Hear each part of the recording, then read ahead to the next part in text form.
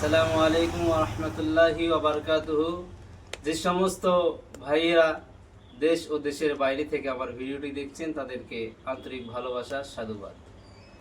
আমি আপনাদের সামনে আজ উযু প্র্যাকটিক্যাল হিসাবে উযু করে দেখাবো। অনেক সাথী ভাইরা আছে, অনেক যুবক একরামরা আছে, অনেক বাচ্চারাও আছে, আমরা উযু ঠিকমতোভাবে এখনো করতে পারি।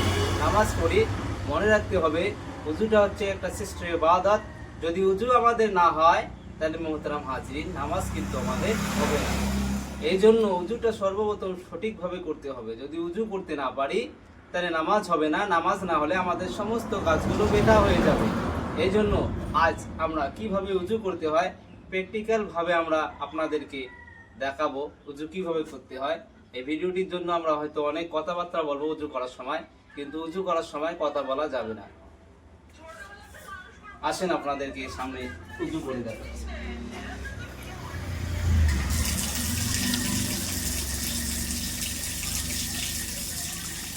সর্বপ্রথম আমাদেরকে কি করতে হবে, সর্বপ্রথম হাতগুলো এইভাবে ধুয়ে নিতে হবে সুন্দর করে, এভাবে খেলাল করতে হবে। তারপরে হাতে পানি নিয়ে আমাদের কুলি করতে হবে 3 বার।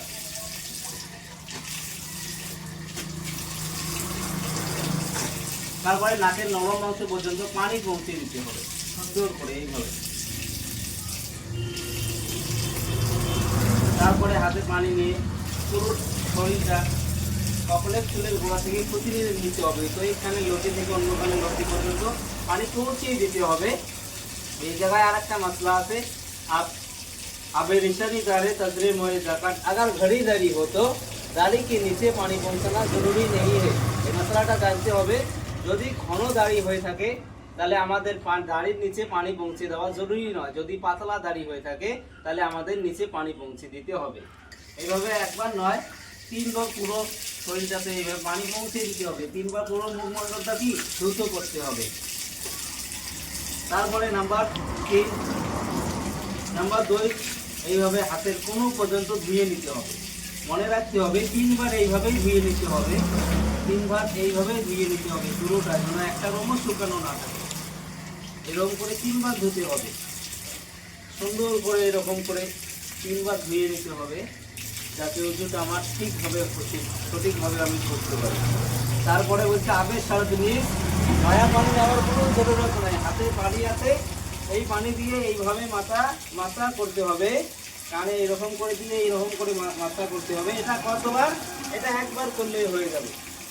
নাম্বার 4, গোড়ালি সহ 2 পা ধুতে হবে।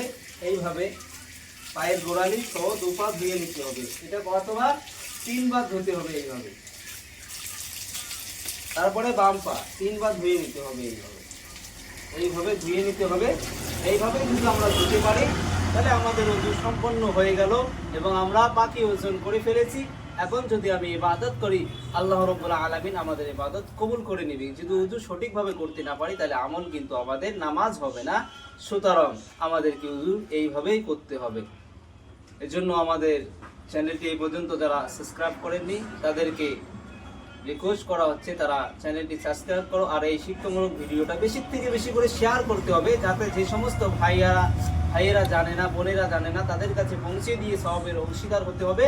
কেননা এই ভিডিওটা কাল কিয়ামতের ময়দানে আমাদের নাজাতের কারণ হয়ে দাঁড়াবে। পরবর্তী ভিডিও পাওয়ার জন্য আমরা অপেক্ষা করব। এই বলে আমার উযুর ফরজগুলোকে আমি দেখিয়ে দিলাম। আসসালামু আলাইকুম ওয়া রাহমাতুল্লাহি ওয়া বারাকাতুহু।